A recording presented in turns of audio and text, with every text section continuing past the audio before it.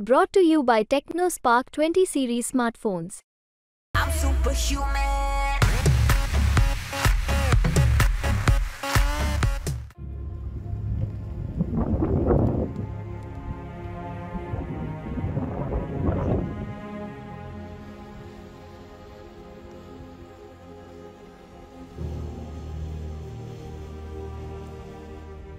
या वैजापूर तालुक्यातल्या ढेकू धरणात मासे सुद्धा गाळात असलेल्या ओलाव्यात शेवटच्या घटका मोजतायत.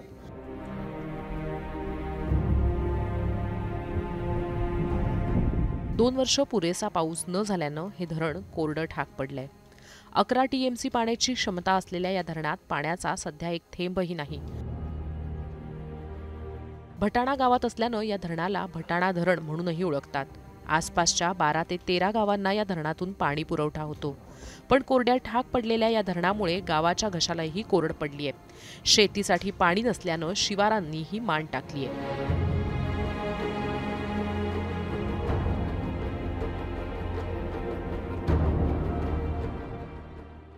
गेल्या वर्षापासून 2 वर्षापासून जवळपास पावसाळा कमी असल्यामुळे या धरणामध्ये एक थेंबही पाणी आलेले नाही. त्या कारणाने या ठिकाणी या परिसरामध्ये पाणी टंचाई अत्यंत बिकट झाली आहे. या धरणातून गेल्या 10 ते 12 गावांना पाणी पुरवठा केला जातो. मात्र या धरणाची पातळी याला काय म्हणता येईल आपण, धरणाचा जो उथळपणा झालेला आहे.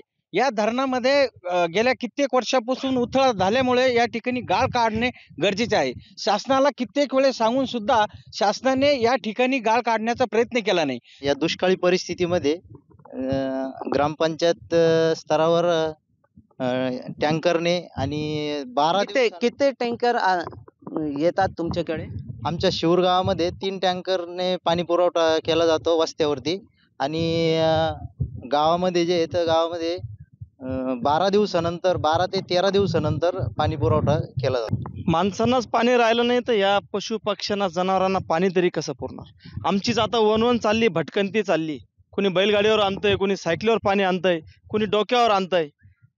मायबाप सरकारला विनंती आहे, तुमचं जर राजकारण संपलं असेल, तुमच्या निवडणुका जर संपल्या असेल तर या गोरगरीब जनतेला, या मराठवाड्यातील व्याकुल झालेल्या जनतेला कृपया करून पाणी कसं उपलब्ध होईल हे बघा. आणि तुमचं राजकारण थोडं बाजूला ठेवा. आता माणसं मरायला लागली, पशु पक्षी तर मरतातच आहे पाण्या वाजून तडफडून, पण आता माणसंही मरतील इतकी भीषण परिस्थिती निर्माण झाली. पेरणी आता नाही केली, आता सध्या तर काहीच नाही ना. आता पेरणी कुठून करता?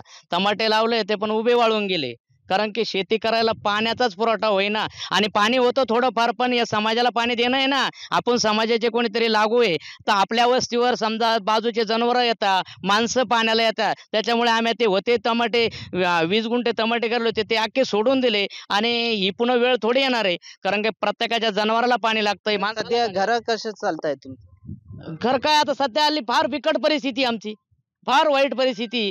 कारण की आम्हाला गेल्या 2-4 वर्षापूर्वी आणि मराठवाड्यामध्ये संभाजीनगरमध्ये आमच्या वैजापूर तालुक्यामध्ये आमच्या पाट्यावरच पुंजलेला आहे दुष्काळ.